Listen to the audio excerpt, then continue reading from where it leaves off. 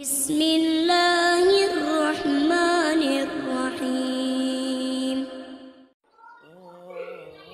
Saya punya guru, ulama besar ahli tafsir.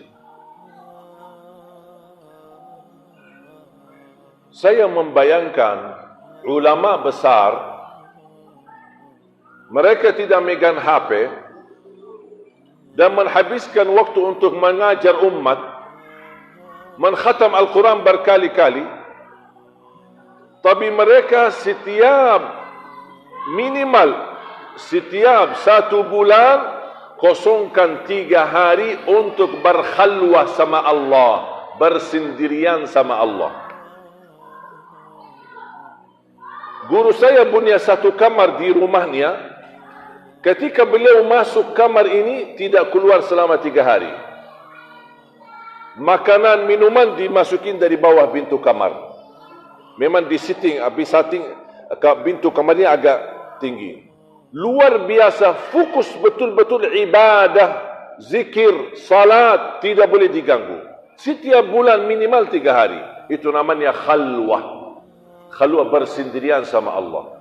Ini ulama besar masih menyempatkan waktu untuk berkhalwah, bermunajat, bersendirian sama Allah Subhanahu wa taala. Kita aja gimana? Mohon maaf, setiap hari dosa, setiap hari cuci mata, setiap hari berbagai macam-macam, setiap hari masih belum sempurna ibadah, dan kita belum ada waktu untuk berkhalwah, bersendirian sama Allah. Dan menurut saya, minimal setiap 40 hari ada 3 hari bersendirian sama Allah. Itu minimal. Kalau bisa, di dalam 40 hari itu jangan bicara sama siapa-siapa. Matiin HP-nya. Kira-kira bisa enggak? Nanti saya fikir-fikir dulu. Mau fikir-fikir dulu. Saya kasih latihan, amalan. Mulai sekarang, saya mohon Bapak Ibu sampai besok. Sekarang kira-kira jam 10. Sampai besok jam 10. Jangan bicara sama siapa-siapa.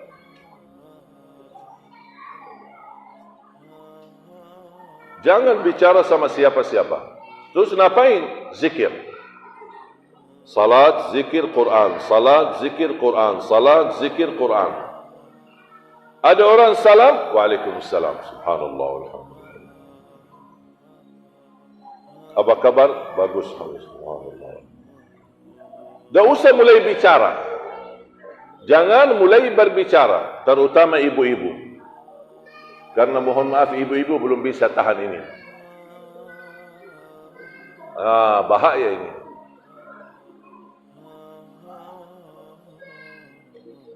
Kira-kira bisa enggak ibu-ibu tahan ini? Bisa? Gatal ya? Kalau tak ngobrol gatal ya? Kalau tak cerita gatal ya? Tolong latihan. Saya tidak minta, jangan dipaksa. Tapi saya ingin sejauh mana kita mampu mengendalikan diri. 1 hari. Jangan bicara sama siapa-siapa. Hanya yang keluar dari mulut kita yang baik. Zikir, istighfar, salawat. Zikir, istighfar, salawat. Ibadah Quran, salat. Ibadah Quran, salat.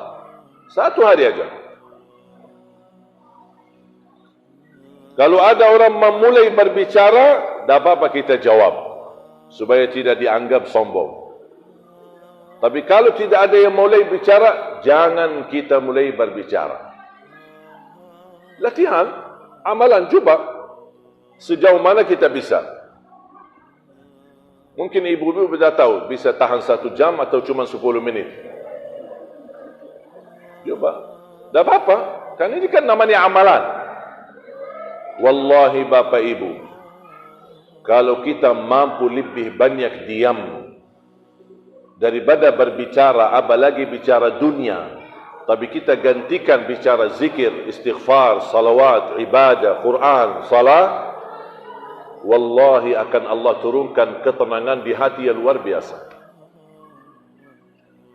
Dan apa yang saya bicarakan sekarang, silahkan Bapak Ibu coba. Kalau tidak merasa tenang, berarti saya bohong. Tapi itu syaratnya. Jangan mulai berbicara.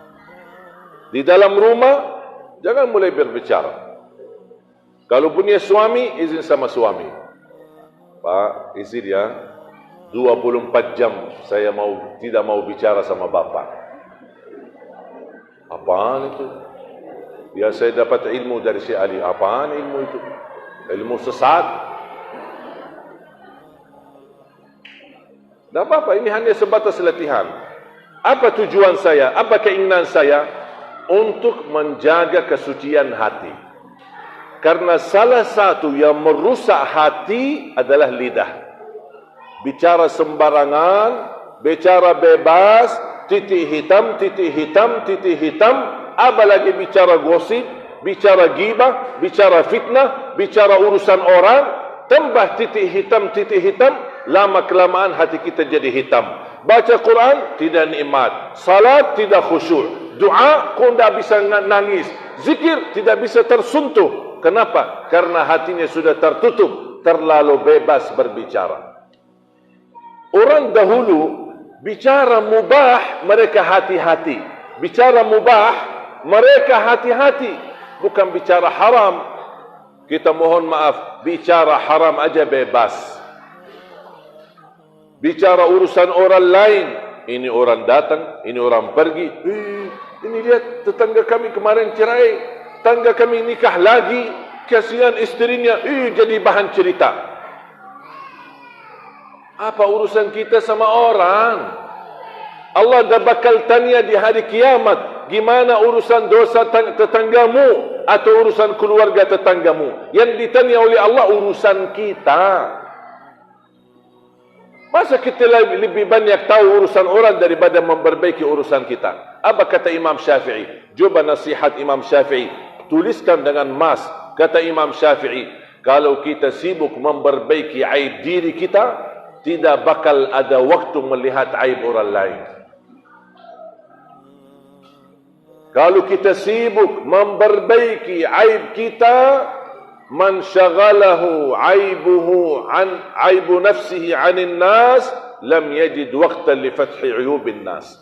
Barang siapa yang membuka, mempelajari, memperbaiki aib dirinya sendiri, tidak bakal ada waktu untuk mempandangi aib orang lain. Kenapa tidak ada waktu? Karena memang aib kita terlalu banyak. Kekurangan kita masih banyak.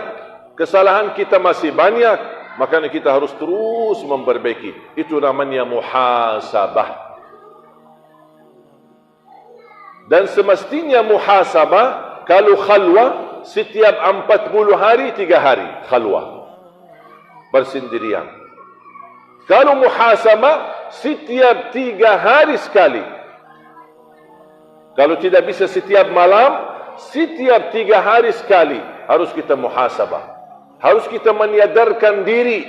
Jangan sampai terlalai dari urusan dunia, kesibukan urusan keluarga. Akhirnya lama kelamaan tambah kita sadar sudah meninggal dunia, belum dapat husnul khatimah. Na'udzubillahi min dzalik. Sudah faham Bapak Ibu? Sudah jelas?